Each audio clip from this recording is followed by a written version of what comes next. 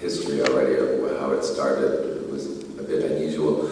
I didn't even really intend it to be a movie. In fact, it was intended more as a gallery project.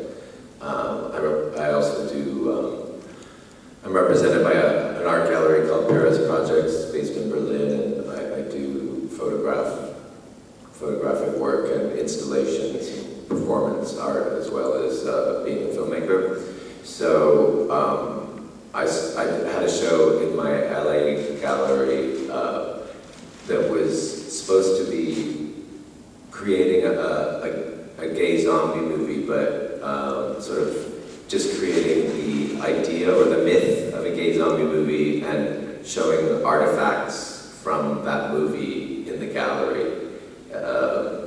So it was sort of like a conceptual idea of a movie. And then I got this very famous French porn star, François Sagat, to star in the movie, and I just started contacting a couple of porn companies to give me the money to actually make the film. So then I decided I would actually make a film and not let it just be a conceptual piece. And so we shot the film. It's an extremely low-budget film in Los Angeles, in totally guerrilla-style filmmaking. We shot it in a week, and like 14, 16-hour days for a week, with locations all over the Los Angeles area. And in a way, it's even though it's my second zombie movie, so I had a movie 2 years ago in Sitges called Otto, or Up with Dead People, which is this story. It could be interpreted as being a movie about a gay boy who is schizophrenic and homeless and has the delusion that he's a zombie, is one interpretation. So I actually took, for LA Zombie, the exact same scenario. It could be interpreted as a homeless person in Los Angeles who has he's schizophrenic and he has the delusion that he's an alien zombie with kind of sexual healing powers. So even though the premises of the two films are very similar, I tried to make them as different as possible. So LA Zombie is much more pornographic, directly pornographic in its style and in its intent. We not only were doing really elaborate, low-budget, sort of old-school style special effects that were all analog. There's no digital effects in the movie. Everything was done in front of the camera.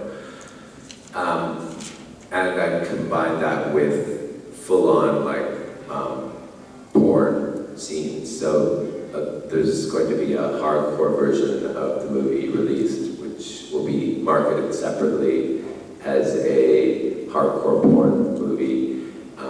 I used mostly professional porn actors, and so it was a really foolishly ambitious project to do in a week, because to make a movie with full special effects and make a porn movie at the same time is very difficult, because they're both very time-consuming and they take a lot of particular kinds of preparation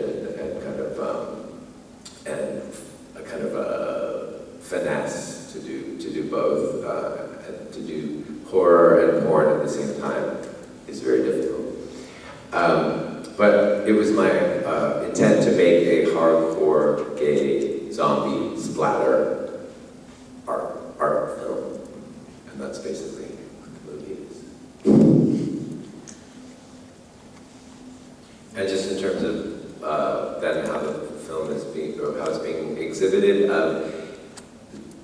I showed it first in my art gallery in Berlin, so it just played continuously in this art gallery, and some people from Locarno Film Festival saw it in the gallery, so they liked it. They programmed it. It had its world premiere at the Locarno Film Festival, and which is pretty in competition, which is pretty cool, because it's like, I think it's probably the first gay porno film ever in competition, major film festival, and then it just had its North American premiere at the Toronto International Film Festival. You know, the whole point of the film is it is more, it is a really like an art film. It's not a narrative film. It's more almost like a formalist film. There's very little plot. There's hardly any dialogue. Sorry, I'm giving you really big chunks. So just the last thing I'll say is it's just I find it interesting that that it's being picked up at a lot of international festivals because it's kind of goes against the idea of narrative film. It is very you know, pornographic in its intent, and quite often people are immediately kind of dismissive of films that are too directly pornographic because they think it has to have a certain artistic identity before they will accept it as art as opposed to porn. So